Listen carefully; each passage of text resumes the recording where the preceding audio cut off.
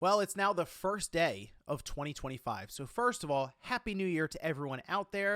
And then second, I wanted to make some predictions for this upcoming year now, since there's a clean slate, whole new year right in front of us.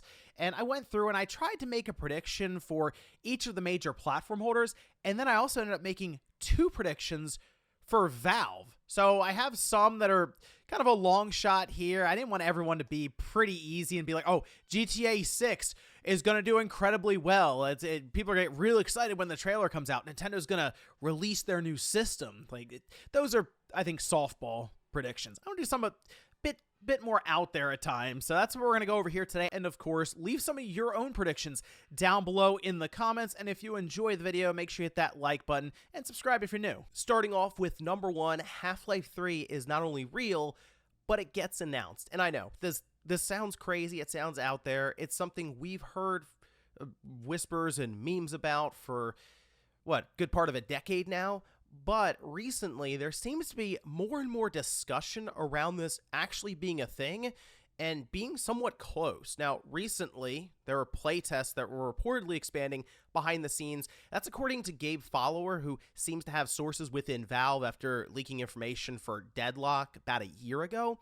Half-Life 3 is reportedly codenamed HLX, and it could be one of the most surprising reveals ever. I mean, think about the buildup for this game. It is almost that mythical status, which does make you wonder if it could live up to the amount of hype that's really built here now, just from internet meme culture. Half-Life 3 being predicted for every single event as a fun throwaway gag, but maybe now is finally the time for it to show up. And we have seen Valve at least do development for new games, as mentioned with Deadlock, but also Half-Life Alyx years and years ago. Unfortunately, that was just for VR. I think a lot of people were hoping to see the next big mainline Half-Life game be more for just regular PCs or consoles. So, hey, that's maybe what we could see this year, especially if Valve is looking to do a certain thing when it comes to the hardware side. You know what?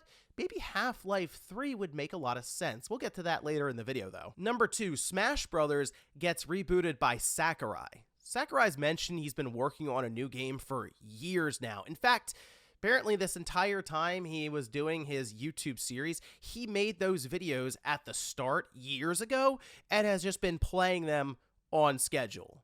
The rest of the time, he's been working on a new game that was pitched a couple of years ago to Nintendo, and they had to get the team together and then set up development. Now, I'm sure many people were thinking this could be potentially a new intellectual property, could be a new Kid Icarus, could be a new game in an already established franchise that Sakurai has not worked on before, or it could be a new Smash Brothers game. See, the thing that's interesting about Smash Brothers now is it legitimately had its ultimate entry, Smash Brothers Ultimate.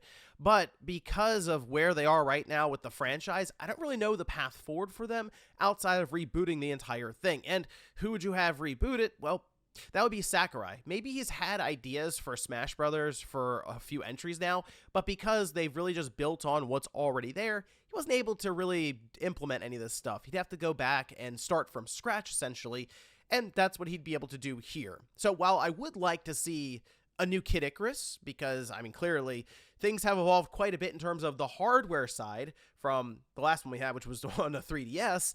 Now he could look towards maybe the next generation device and deliver, I think, an incredible looking experience at the baseline for the next Kid Icarus game, just based on the art style and the direction that we've seen previously on a handheld with the 3DS.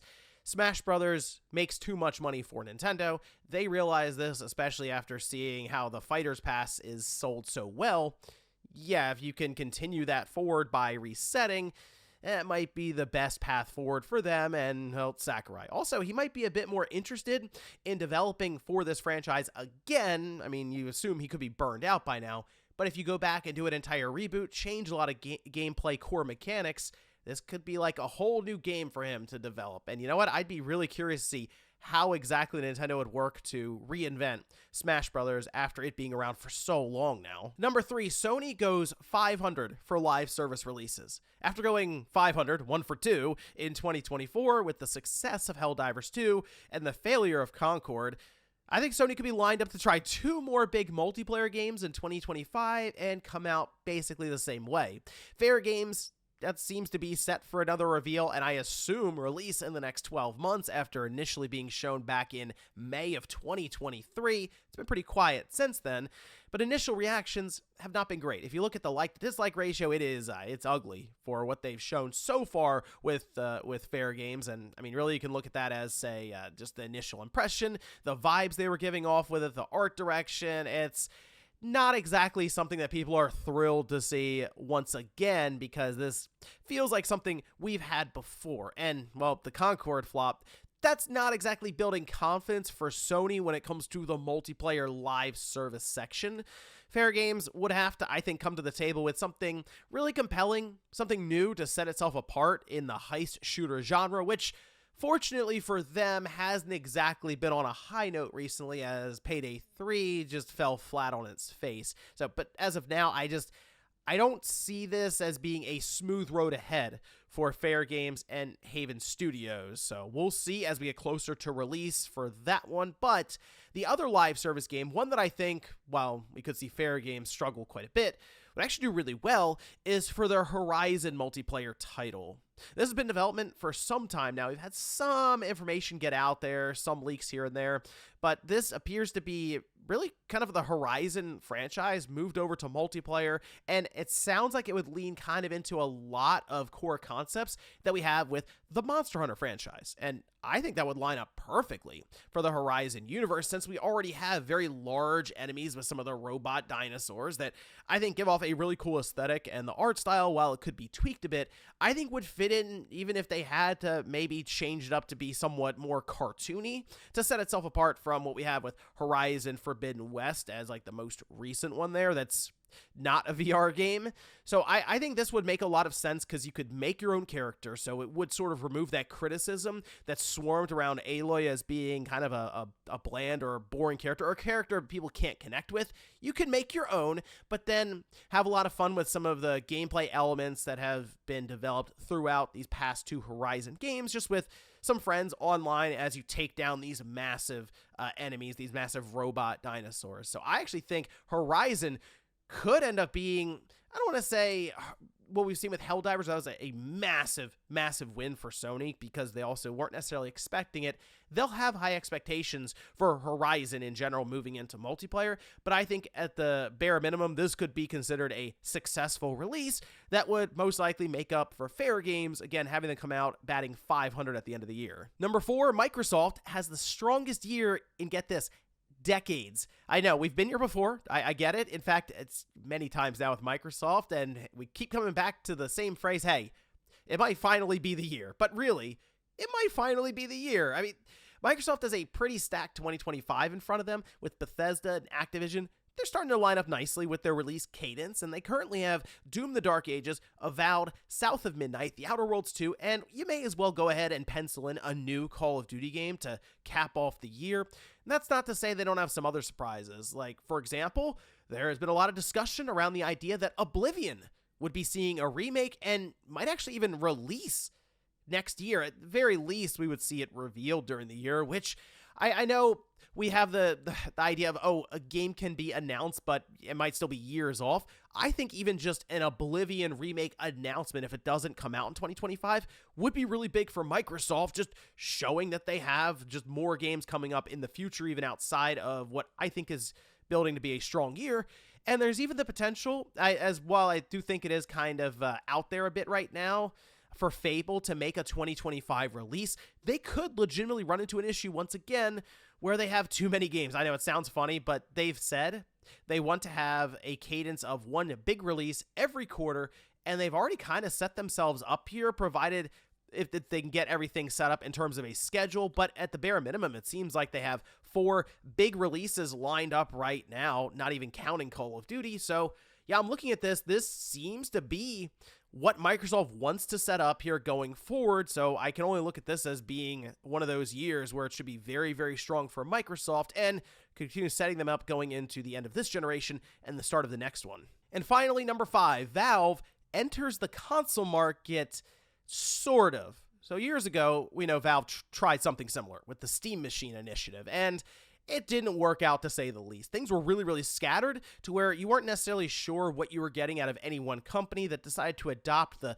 Steam Machine logo and branding, as they could all kind of make their own configurations and sell it just outright. So in some cases, you would end up with what was a very, very early Steam OS, or you could end up with Windows. It really was a grab bag of what kind of hardware and software was going to come out of that box.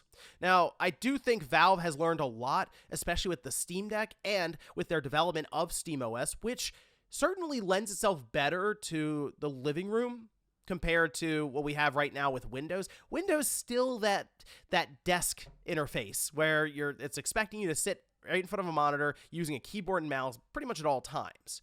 Whereas SteamOS is set up now more so than ever to accommodate a controller because, well, you're going to be using it with something like the Steam Deck.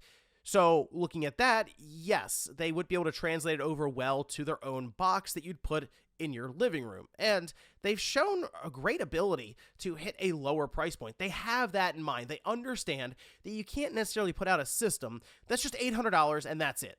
They did come in with a $400 price point on that base Steam Deck, which was a very compelling price, even though they had to cut things down like storage to 64 gigabytes, so you're probably buying an SD card immediately, but they left that up to the user to decide, not saying, hey, now it's 512 gigabytes and you have to give us an extra $100. You can figure it out for yourself. We're coming in with this $399.9 price. And I think they would have a similar mindset when it comes to a quote-unquote home console product. And I think this will be a lot of fun to see them enter the scene because it would also bring some chaos where they could host Sony games as well as Microsoft games. Nintendo, not quite there right now, right? And who knows if they ever will be, but at least right now you could see both Microsoft and Sony games right there on Valve's box. And then, oh yeah, maybe they also have Half-Life 3, which just happens to be a Steam title, similar to Half-Life Alyx. So not a game you're necessarily finding on the PlayStation 5 or the Xbox Series. Valve